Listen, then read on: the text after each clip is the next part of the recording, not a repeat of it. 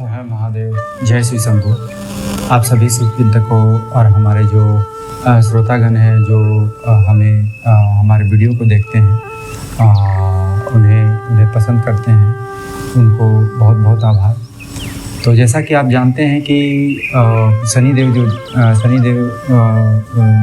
हैं वो एक न्यायप्रिय देवता हैं और कर्मफल देवता हैं।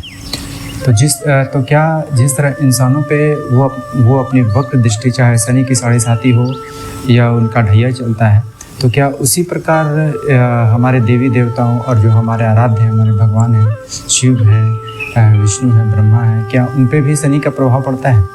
तो इन सभी बातों को जानने के लिए हमारे इस वीडियो को अंत तक ज़रूर देखें और अपनी प्रतिक्रिया ज़रूर दें और कमेंट में हर हर महादेव ज़रूर लिखें। तो आइए देखते हैं कि शनिदेव हमारे और हमारे देवी देवताओं और हमारे भगवान पे उनकी वक्र दृष्टि का क्या असर पड़ता है। क्या शनिदेव सच में क्रूर हैं? क्या वे सिर्फ लोगों को कष्ट देते हैं? आज की पौराणिक कथा को सुनने के बाद शनिदेव के प्रति आपका नज़रिया पूरी तरह बदल जाएगा। यह कहानी है न्यायप्रिय राजा विक्रमादित्य की, जिन्हें अपने अहंकार के कारण शनिदेव के कोप का सामना करना पड़ा। आइए जानते हैं कि शनिदेव ने उन्हें कर्मों का फल कैसे दिया। एक बार राजा विक्रमादित्य के दरबार में सभी 9 ग्रह सम्मिलित हुए। बहस छिड़ गई कि सभी ग्रहों में सबसे श्रेष्ठ और शक्तिशाली कौन है। जब बात शनिदेव पर आई तो राजा विक्रमादित्य ने कहा कि शनिदेव तो केवल लोगों को दुख और कष्ट देते हैं, इसलिए वे श्रेष्ठ नहीं हो सकते। यह सुनकर शनिदेव को क्रोध आ गया। उन्होंने कहा कि हे राजन, तुम मुझे नहीं जानते। सूर्य एक राशि पर 1 महीने रहते हैं, लेकिन मैं एक राशि पर 7.5 साल रहता हूँ। बड़े बड़े राजा और देवता भी मेरे न्याय से नहीं बचे। तुम्हारे कर्मों का फल देने में बहुत जल्द आ रहा हूँ। कुछ समय बाद राजा विक्रमादित्य पर शनिदेव की 7.5 शुरू हुई। शनिदेव एक घोड़े के व्यापारी बनकर विक्रमादित्य के राज्य में आए। उनके पास एक बेहद खूबसूरत और जादुई घोड़ा था। राजा ने जैसे ही उस घोड़े की सवारी की, घोड़ा हवा की गति से भागा और राजा को एक अनजान घने जंगल में ले जाकर गायब हो गया। राजा रास्ता भटक गए और भूख प्यासे तड़पते हुए एक दूसरे राज्य तंबावती नगरी पहुंचे। वहाँ एक लालची सेठ ने राजा विक्रमादित्य को चोर समझ लिया। उस राज्य के राजा ने बिना सच जाने विक्रमादित्य के हाथ और पैर कटवाने का आदेश दे दिया। जो राजा कभी महलों में राज करता था, वह आज अपंग होकर सड़कों पे आ गया है। एक तेल बेचने वाले को उस पर दया आई तो उसने विक्रमादित्य को अपने यहाँ रख लिया। विक्रमादित्य बैठकर कोल्हू के बैल को हाँकने का काम करने लगे। 7.5 साल बीतने को आए। एक रात विक्रमादित्य कोल्हू पर बैठे बैठे बहुत सुरीला दीपक राग गाने लगे। उनकी आवाज़ सुनकर उस राज्य की राजकुमारी मोहित हो गई और उसने ठान लिया कि वह उसी अपंग व्यक्ति से शादी करेगी। जब विवाह हुआ तो रात को स्वयं शनिदेव प्रकट हुए। उन्होंने कहा, देखो विक्रमादित्य, तुमने मेरा अपमान किया था, इसलिए तुम्हें यह दिन देखना पड़ा। राजा विक्रमादित्य ने रोते हुए शनिदेव के पैर पकड़ लिए और कहा, हे प्रभु, मुझे क्षमा करें। आपने मुझे मेरे अहंकार का दंड दिया, यह पूरी तरह सही है, लेकिन जो कष्ट मुझे दिया वैसा कष्ट किसी आम इंसान को मत देना। राजा की यह निस्वार्थ भावना देखकर शनिदेव प्रसन्न हो गए। उन्होंने राजा के हाथ पैर वापस ठीक कर दिए और उन्हें पहले से भी ज़्यादा धन और वैभव का आशीर्वाद दिया। इस पौराणिक कथा से हमें यह सीख मिलती है कि शनिदेव कभी किसी के दुश्मन नहीं होते। वे केवल हमारे कर्मों का हिसाब करते हैं। राजा विक्रमादित्य का अहंकार तोड़ने के लिए उन्होंने परीक्षा ली, लेकिन जब राजा ने अपनी गलती मान ली तो शनिदेव ने उन्हें सब कुछ वापस लौटा दिया। इसलिए अच्छे कर्म करते रहिए, क्योंकि शनिदेव की नज़र से कोई बच नहीं सकता। एक अन्य पौराणिक कथा के अनुसार भगवान शिव और शनिदेव के बीच की यह कथा अत्यंत रोचक है, जो यह दर्शाती है कि कर्म फलदाता शनिदेव की वक्र दृष्टि से स्वयं उनके गुरु महादेव भी अछूते नहीं रह सके। एक बार कथा यह है कि एक बार शनिदेव अपने आराध्य और गुरु भगवान शिव के दर्शन करने के लिए कैलाश पर्वत पहुँचे। उन्होंने महादेव को प्रणाम किया और अत्यंत विनम्रता से कहा कि हे प्रभु, कल मैं आपकी राशि में प्रवेश करने जा रहा हूँ। जिसके कारण मेरी वक्र दृष्टि आप पर पड़ने वाली है। यह सुनकर महादेव मुस्कुराए और उन्होंने पूछा, हे शनिदेव, आपकी यह वक्र दृष्टि मुझ पर कितने समय के लिए रहेगी? शनिदेव ने उत्तर दिया कि हे महादेव, मेरी दृष्टि आप पर सवा पहर मतलब लगभग 3.5 घंटे के लिए रहेगी। शनिदेव की वक्र दृष्टि के प्रभाव से बचने के लिए भगवान शिव ने एक युति निकाली। वे कैलाश छोड़कर पृथ्वी लोक आ गए। उन्होंने सोचा कि यदि वे अपने वास्तविक रूप में रहेंगे तो शनि की दृष्टि का प्रभाव अधिक होगा। इसलिए उन्होंने एक हाथी मतलब पशु योनि का एक रूप धारण कर लिया और जंगल में जाकर छिप गए। उन्होंने वह पूरा सवा पहर का समय एक हाथी के रूप में इधर उधर भटकते और घास पत्ते खाते हुए बिताए। जब सवा पहर का समय बीत गया तो शिव जी ने सोचा कि अब शनिदेव की दृष्टि का समय समाप्त हो चुका है और वे उनके प्रकोप से सुरक्षित बच गए। वे पुनः अपने वास्तविक दिव्य रूप में आए और अत्यंत प्रसन्न होकर वापस कैलाश पर्वत लौट गए। कैलाश पहुंचने पर उन्हें देखा कि शनिदेव वहां पहले से ही विराजमान थे। शिव जी ने हंसते हुए कहा, देखो शनिदेव, तुम्हारी वक्र दृष्टि पर मुझ पर कोई असर नहीं हुआ। मैं पूरा समय सकुशल बिताकर लौट आया हूँ। यह सुनकर शनिदेव मुस्कुराए और हाथ जोड़कर बोले कि हे प्रभु, आप मेरी दृष्टि से कैसे बच सकते हैं? मेरी ही वक्र दृष्टि का प्रभाव था कि सृष्टि के पालनकर्ता और देवों को देव होने के बावजूद आपको सवा पहर के लिए देव योनि छोड़कर पशु अर्थात योनि के हाथी की योनि में जाना पड़ा, भूखा प्यासा भटकना पड़ा और गुफाओं में छिपना पड़ा। यही तो मेरी दृष्टि का फेर था। शनिदेव की यह बात सुनकर भगवान शिव अत्यंत प्रसन्न हुए। उन्होंने माना कि शनिदेव अपने कर्तव्य के प्रति पूरी तरह निष्पक्ष और न्याय करते समय वे अपने गुरु को भी विशेषाधिकार नहीं देते। महादेव ने मुस्कुराकर शनिदेव को गले लगा लिया और उन्हें ब्रह्मांड का सर्वोच्च दंडाधिकारी अर्थात न्याय का देवता होने का आशीर्वाद पुनः सुदृढ़। शास्त्रों के अनुसार प्रजापति दक्ष को अपने पद, शक्ति और यज्ञ पर बहुत अहंकार था। वे भूल गए थे कि यज्ञ के वास्तविक भोक्ता मतलब अर्थात फल देने वाले स्वयं महादेव हैं। जब दक्ष भगवान शिव का अपमान कर रहे थे तब न्याय के देवता और कम फलदाता शनिदेव अदृश्य रूप से उस यज्ञ को देख रहे थे। प्रजापति दक्ष के इस घोर पाप, अहंकार और गुरु महादेव के अपमान को देखकर शनिदेव अत्यंत क्रोधित हो गए। उन्होंने अपनी विनाशकारी वक्र दृष्टि राजा दक्ष और उनके यज्ञ मंडप पर डाल दी। जब माता सती के भस्म होने का समाचार कैलाश पर्वत पर भगवान शिव तक पहुंचा तो वे सब स्वयं भयंकर क्रोध में आ गए। उन्होंने क्रोध में आकर अपनी एक जटा उखाड़कर पर्वत पर पटक दी। जब जटा से महाविनाशकारी वीरभद्र और महाकाली का प्रकाट्य हुआ। शिव जी ने वीरभद्र को आदेश दिया कि वे दक्ष के यज्ञ को पूरी तरह नष्ट कर दें। वीरभद्र अपने गणों के साथ दक्ष की यज्ञशाला में पहुंचे। शनिदेव की वक्र दृष्टि के कारण पहले से ही कमजोर हो चुके यज्ञ रक्षक और देवता वीरभद्र के सामने टिक नहीं पाए।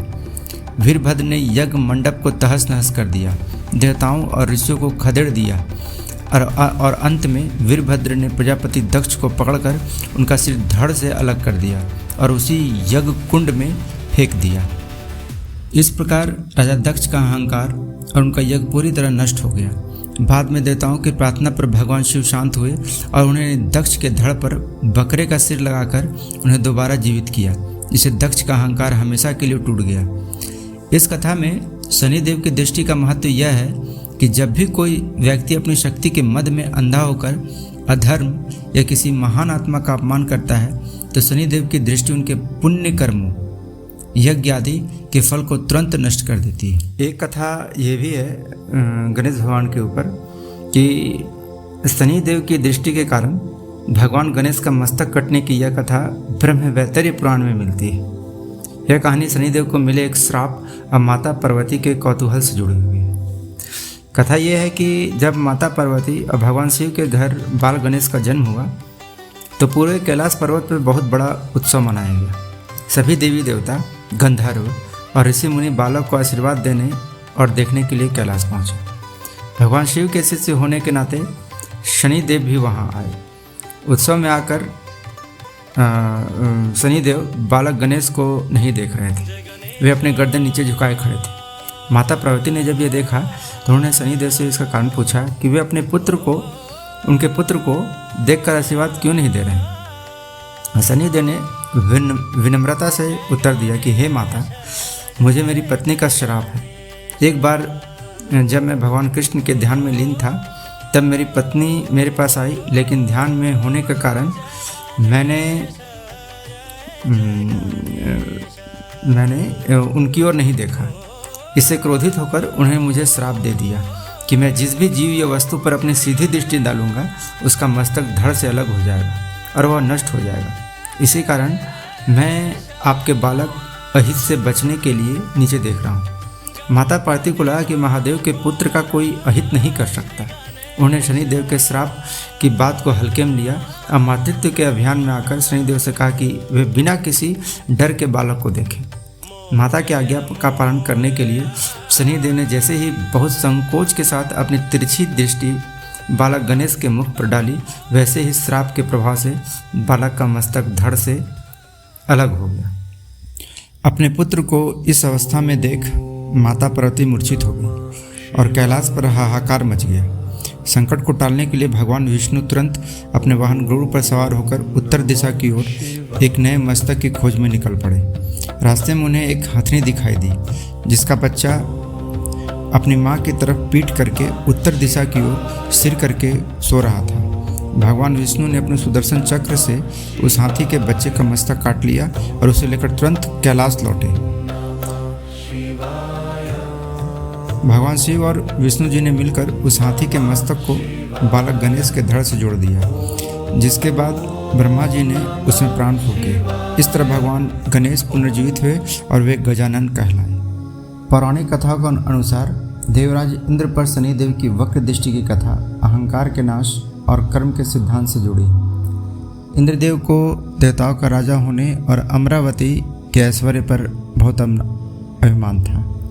एक बार देवराज इंद्र अपनी सभा में ऐश्वर्य और भोग विलास में डूबे हुए थे।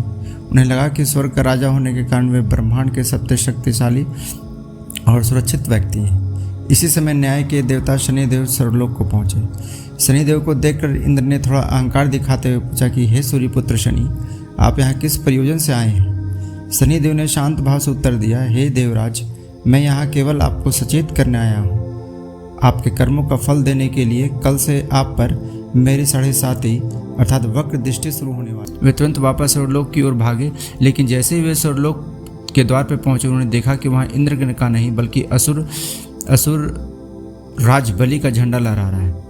उनके सारे साथी देवता बंदी थे और उनका राज सिंहासन छीना जा चुका था।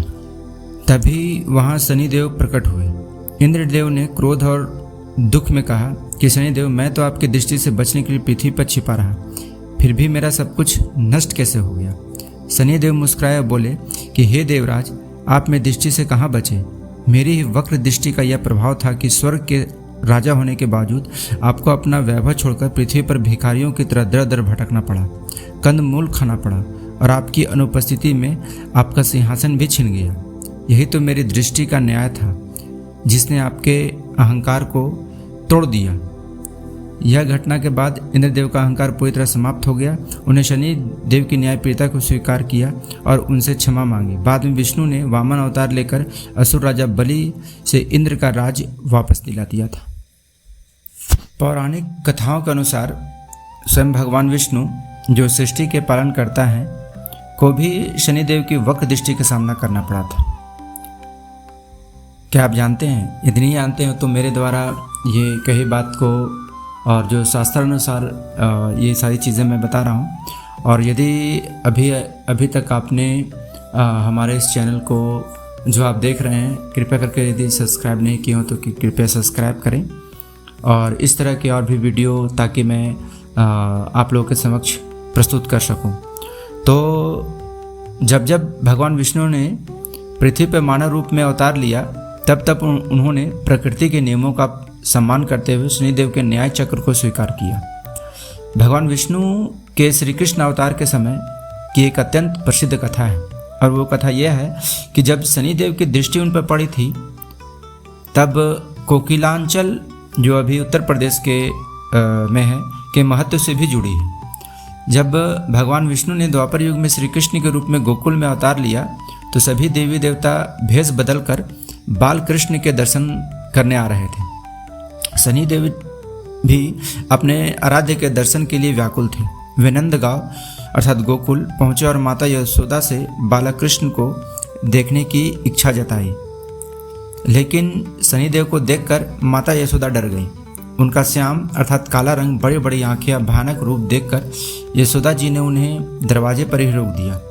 माता यशोदा ने कहा कि हे तपस्वी, मैं अपने लल्ला को तुम्हें नहीं दिखा सकती।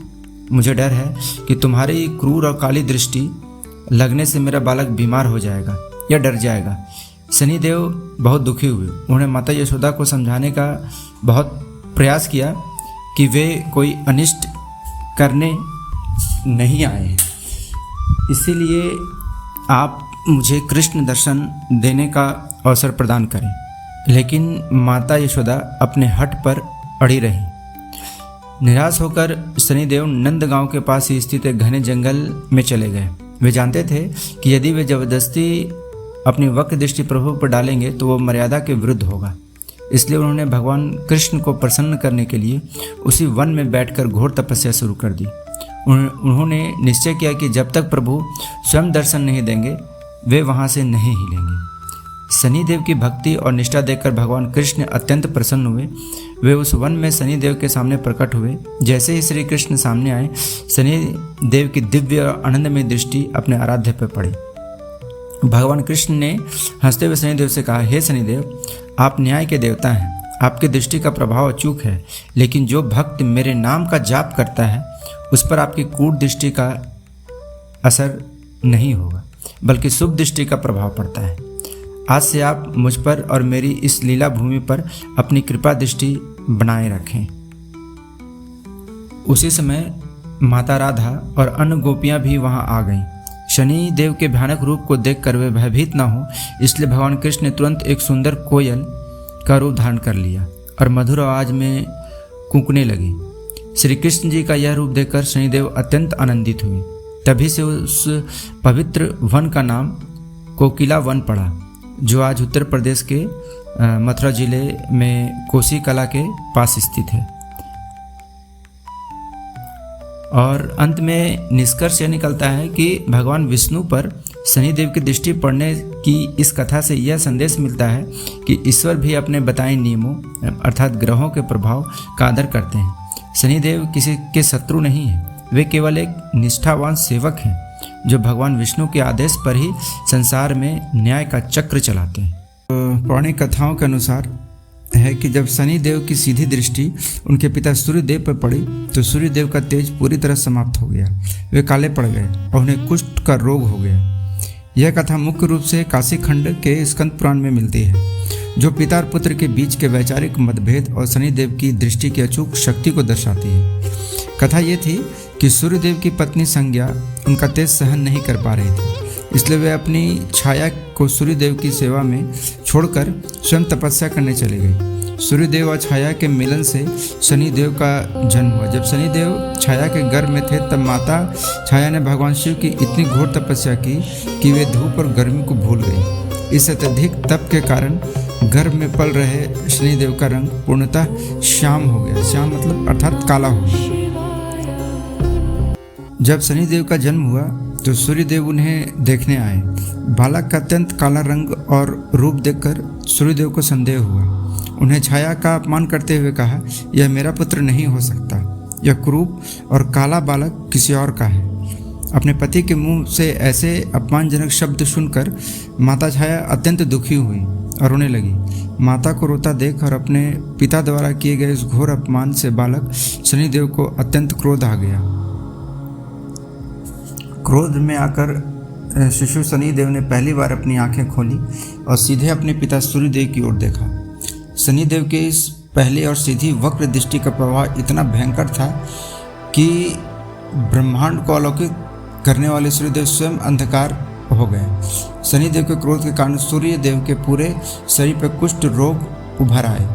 सूर्यदेव के रथ को खींचने वाले 7 शक्तिशाली घोड़े अचानक स्तब्ध और अंधे हो गए, जिससे सूर्यदेव का रथ वहीं रुक गया।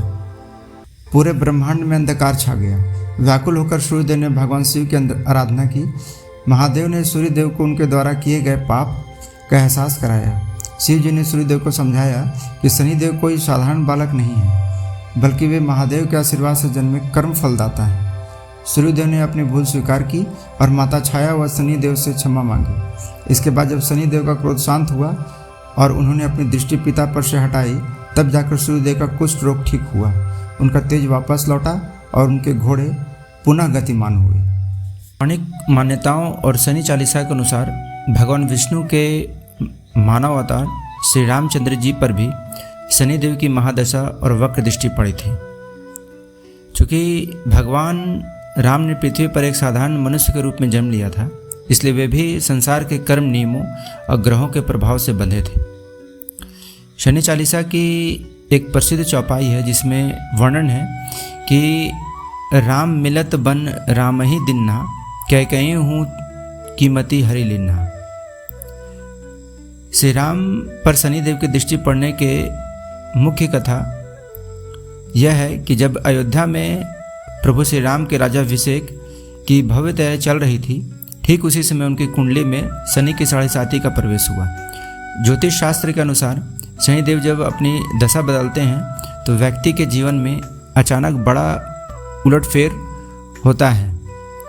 शनिदेव की क्रूर दृष्टि का पहला प्रभाव राजा दशरथ की प्रिय पत्नी माता कैकेयी पर पड़ा। माता कैकेयी श्री राम को अपने सगे पुत्र भरत से भी अधिक प्रेम करती थी, परंतु शनि की महादशा के प्रभाव के कारण दासी मंत्रा के बहकाने में आकर उनकी मति पूरी तरह मारी गई। उन्होंने राजा दशरथ से श्री राम के लिए 14 वर्ष का कठिन वनवास और भरत के लिए राज सिंहासन मांग लिया। शनिदेव की दृष्टि के कारण ही मर्यादा पुरुषोत्तम राम को राज सुख मिलने के बजाय तुरंत वलकल वस्त्र अर्थात साधु के वस्त्र धारण कर भाई लक्ष्मण और माता सीता के साथ घने जंगलों में भटकने के लिए निकलना पड़ा। यह जीवन का सबसे कठिन संघर्ष काल था जो शनि की 7.5 की अवधि को दर्शाता है। वनवास के दौरान ही शनिदेव की वक्र दृष्टि के चलते माता सीता का हरण हुआ और भगवान राम को पत्नी के वियोग का भारी कष्ट सहना पड़ा। इसके बाद सुग्रीव से मित्रता, समुद्र पर सेतु का निर्माण और अंततः राक्षस राज रावण का वध हुआ।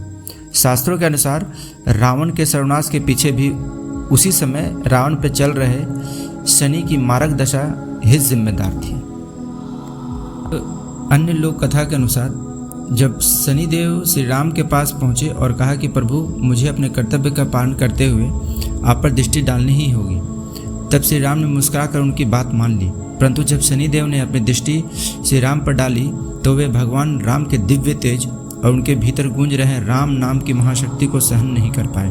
शनिदेव स्वयं असहाय हो गए और प्रभु के चरणों में झुक गए।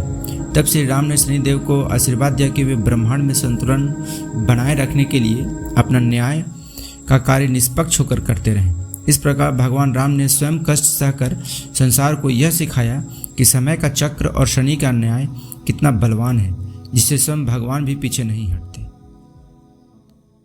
आप सोच रहे होंगे कि जो इस सृष्टि के रचयिता हैं, जो इस सृष्टि के संहारक हैं, उनकी दृष्टि भी शनिदेव पे पड़ती है।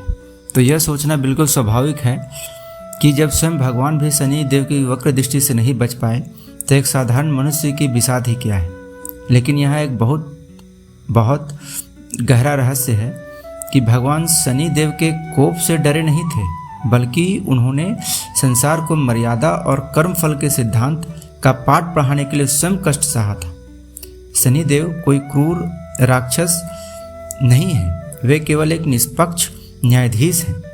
वे कभी किसी निर्दोष को सजा नहीं देते, बल्कि व्यक्ति के केवल उन्हीं बुरे कर्मों का दंड देते हैं जो उसने अनजाने या जानबूझकर किए होते हैं।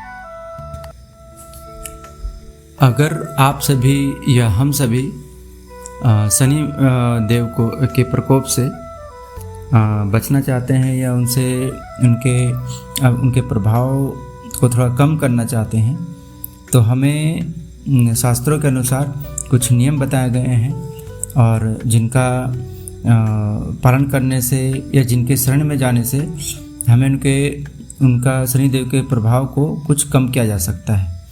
एक पौराणिक कथा के अनुसार जैसे हनुमान जी के शरण में जाना सबसे बड़ा एक कवच का काम करती है, और जो भी मनुष्य उसमें कहा गया है कि जो भी मनुष्य हनुमान जी की भक्ति करता है उसे महादशा में कभी कष्ट नहीं होगा। और इसके कारण हर मंगलवार शनिवार को हनुमान चालीसा या बजरंग वाट का पाठ ज़रूर करें। और हनुमान जी के कहा जाता है कि हनुमान जी के दर्शन मात्र से शनिदेव शांत हो जाते हैं। और दूसरा ये है कि चूँकि शनिदेव कम फलदाता हैं, इसलिए वे केवल मंत्रों से नहीं बल्कि आपके अच्छे आचरण से प्रसन्न होते हैं। तो कभी भी किसी गरीब को ना सताएं, अपाहिज को ना सताएं, मजदूर को ना सताएं, और जो हमारे सफाई कर्मचारी या बुज़ुर्ग हैं उनका अपमान ना करें। और यदि हम शनिदेव को ज्योतिष में तमोगुनी और वायु तत्व का ग्रह माना गया है, इसलिए उनसे जुड़ी वस्तुओं का दान कष्टों को तुरंत हर लेता है। शनिवार की शाम को किसी पीपल के पेड़ के नीचे सरसों का दीपक जरूर जलाएं। शनिवार को काले तिल उड़द की दाल, लोहे की वस्तु या काले कपड़ों का किसी ज़रूरतमंद को दान अवश्य करें। इसमें दान की प्रधानता है, भक्ति की प्रधानता है, उसे आप जरूर करें। इसलिए मनुष्य यदि इन सबों का सार यदि हम लें तो हम जानेंगे कि जैसा कि आपने सभी कथाओं में देखा कि शनिदेव भगवान शिव के शिष्य हैं और श्री कृष्ण मतलब अर्थात भगवान विष्णु के परम भक्त हैं। इसलिए जहाँ तक हो सके शिवलिंग पे जल चढ़ाएं और दूध चढ़ाते समय ओम नमः शिवाय का जाप अवश्य करें। महामृत्युंजय का मंत्र का पाठ करने से हर प्रकार की शारीरिक और मानसिक कष्ट तुरंत दूर होती है। और इस पूरे शनिदेव की इस पूरी कथा में सभी का सार ये है कि यदि आपके कर्म अच्छे हैं तो शनिदेव आपके लिए कष्टदाता नहीं बल्कि भाग्य विधाता बन जाते हैं। इसलिए अपने कर्म को अच्छे रखें और अपने पथ पे आगे बढ़ते रहें। हर हर महादेव, जय श्री शंभू।